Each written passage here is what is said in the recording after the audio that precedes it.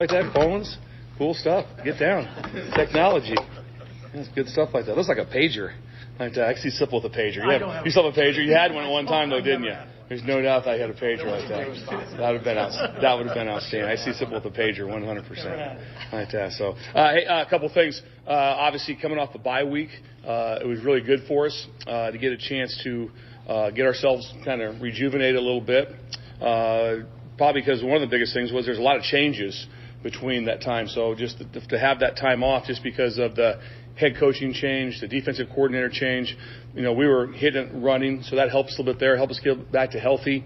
And then also got a lot of good pre-work on Illinois. And so we're able to get work last week. Our kids are outstanding at how well they focus in. So we didn't waste any time when we were on the field. We had a couple days we were on the field and obviously had a great practice again on Sunday. So we didn't waste any reps or any time in that spot. So that's been really good. So the bye week was good for us to get back to healthy, get our kids, like I said, that bounce back with a good chance to focus on a couple schoolwork things.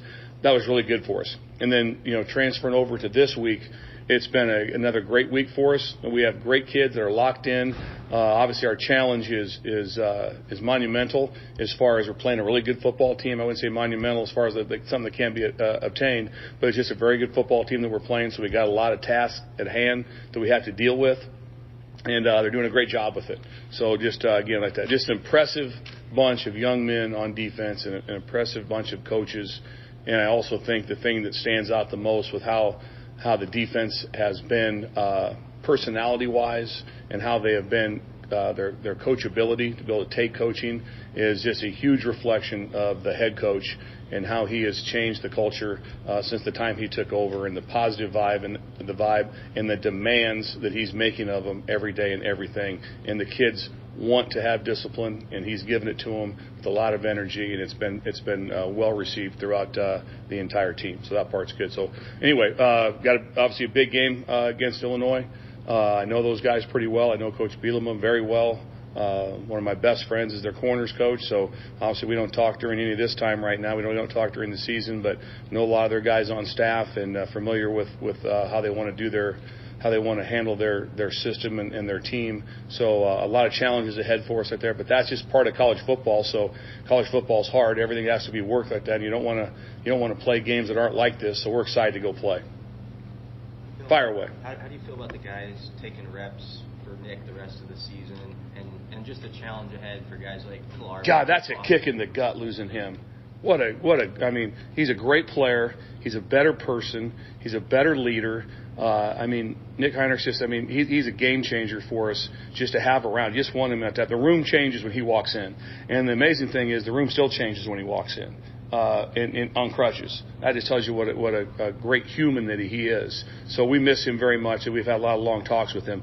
But obviously, at that we'll rotate it. It'll be by committee a little bit like that with Va able to go right there, and Ernest will be able to play in that spot. Obviously, having Snodgrass back is healthy because he missed a lot of camp, so it's a big plus to have him back ready to go. So it'll be divided up in reps right there. But Coach Rude's done a great job with the plan for us, so we're excited to have him ready to go. Challenge Chase Brown. Obviously, very few teams have had much success slowing him down. What makes that running attack so good, and him in particular? Well, the first thing they do is, like I said, they have a very structurally sound plan with everything they do. The next thing what he does really well, obviously, he has breakout runs that he can make you miss. But his biggest strength that Chase has is that he's able to turn 3-yard runs into 6-yard runs. That's the number one thing that stands out the most to me, is you look at the film and it should be 2nd and 7 and it's 2nd and 4. That's the biggest challenge probably going on with the run fits and then tackling and be able to get him wrapped up. He has so many yards after contact that it's ridiculous. And so I just have great respect for him. Have huge respect for the staff and how they're able to block for him. They've done a great job up front. There are multiple tight ends. And so like that. So it's an old school Big Ten team built from the line of scrimmage. And he's very, very good at obviously carrying the ball. And just pretty remarkable in durability. The number of carries that he has, I think the last game Minnesota was at 41, some of that. So that's a lot of carries in anybody's game right there. So his durability is pretty impressive. And I haven't even seen him even like limp off the field or anything at any time. It seemed like he's fresh. So again, it'll be a big boy fight. How do you guys feel like you've matched the physicality of your opponents up to now, and how much further do you feel like you have to go as a defensive background? Always you're doing one of two things. You're either getting better or you're getting worse. And so I've liked how we've been able to get better. We didn't do as good enough job like that, and I'll go coaching first on that against Purdue on the physicality part, because they were a little bit more multiple. And but I like how we're handling things up front. I like how our linebackers are fitting. Obviously, we did a very good job in the first couple of games when I was in charge of the defense, and we had that changeover. Didn't do as well against Purdue, but we have a great plan for them to be able to get done. But we have to be able to match them like that, because it'll be that they're going to test your will at all times like that. Basically in strength, and they're going to really get you on fits, because they have a lot of gap schemes too, which means when there's gap schemes, that means that the everything changes on the run. And so they run counter extremely well, and they have different things. They run counter, they run power, they're a huge zone team, so they have all the complements off of what's going on in the run game.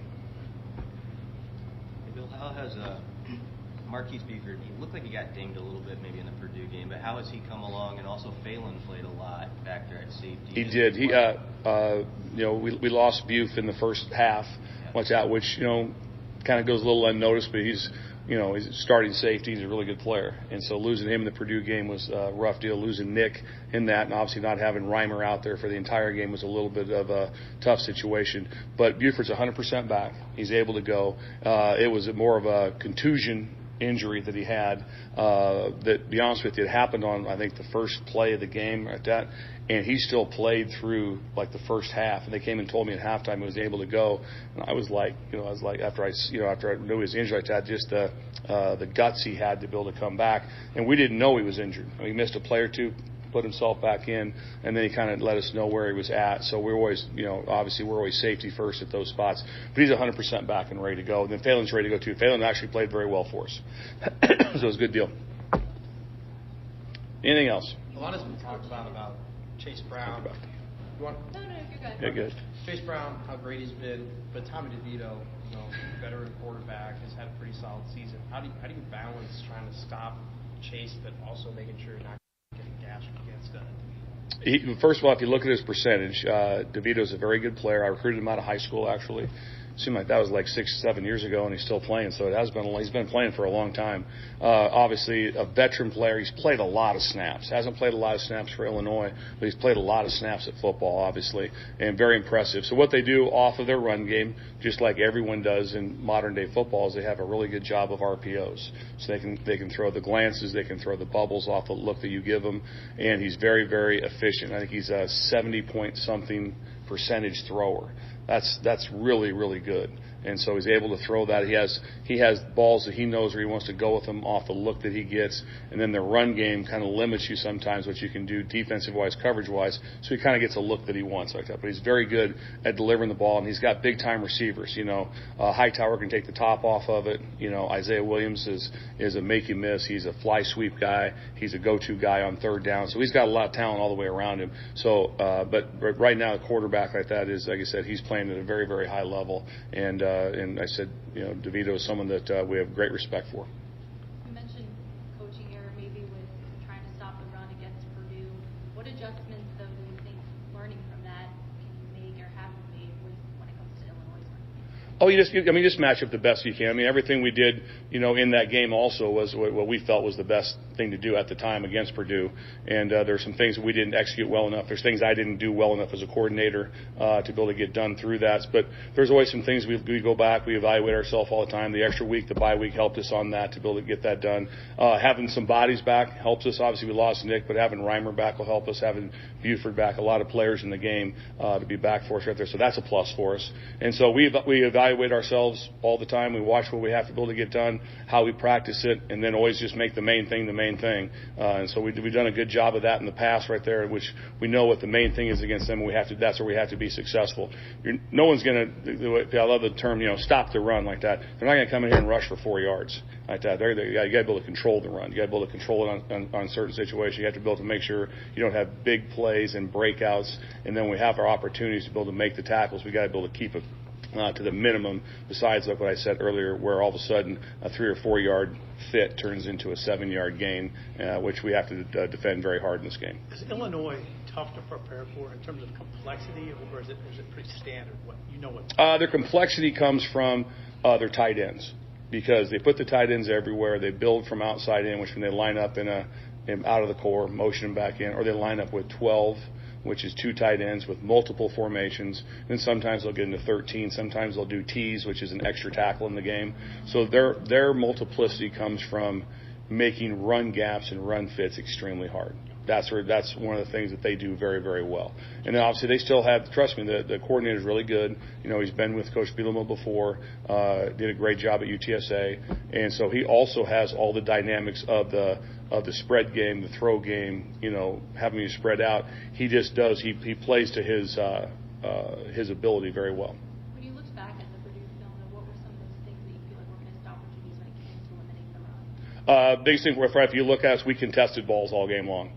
So we had, if you turn the film on for us right there's not guys running wide open. We contested balls, all that. Bill will make a few more of those plays on contested balls. Or 2 more. Hey, Bill, to follow up on the question about physicality, Mickey opened his press conference yesterday talking about the importance of matching your opponents in their physical play. I mean, you've got the players that you've got and the depth issues that you've got. You can't change that. So how do you coach that? How do you go about changing that if something needs to be changed? Just expectations. The big thing with that, if your expectation is how you're going to be physical, how you're going to get lined up, how you're going to play up front, how you're going to fit, if your expectations, if that's your main thing, if you work on that phase of it the most, that you'll get what you emphasize. That's always true like that. So there's always, everybody has some sort of limitations no matter what team it is in college football. Someone's going to, no matter where you go, someone's going to say, well, we have some limitations here. We have some limitations here. Everyone has some of those like that. So everyone has those, but right now, just make the main thing, which is we emphasize with what we're going to do and how it's going to fit and how it's going to go down. So everyone knows crystal clear what's going on, and that's how you're able to play fast. The only way you play physical is really having the what you know down.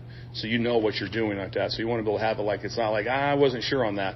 That can catch you right in the teeth pretty fast. So getting them that part, that'll help us. You mentioned the presence that Henrich brings. Obviously not going to have that on the field this week. What does getting Reimer back do to mitigate that loss? It helps us a bunch like that. Obviously, would have loved to have had him in that Purdue game. Him, and if you had him and Nick for a full game, and that would, that not saying I'd always like to have had them. They're really good players. And so Reimer's also a leader.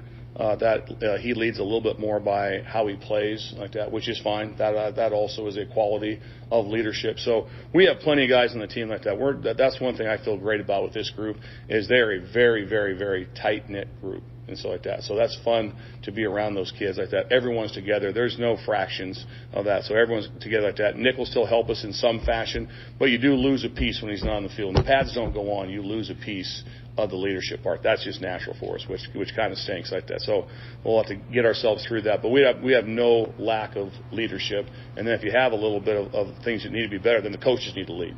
That's just the way it goes like that. So coaches need to lead with that, because the days of someone's going to grab somebody by the face mask or this that doesn't exist anymore. That's gone for a long time. So you got to be able to have quality kids that respect the process and how to practice, and that's what our kids do. They respect the process. Whatever we're doing, let's walk through whatever the phase that we're doing right there. They respect how we're doing it, why we're doing it, and they're very active. Their minds are going very quickly on what has to be done. That's how we're going to have our leadership. That's how we're going to have our physicality. That's how we're going to get this stuff going. Oh, thanks, guys. Appreciate you. Thank you. You bet.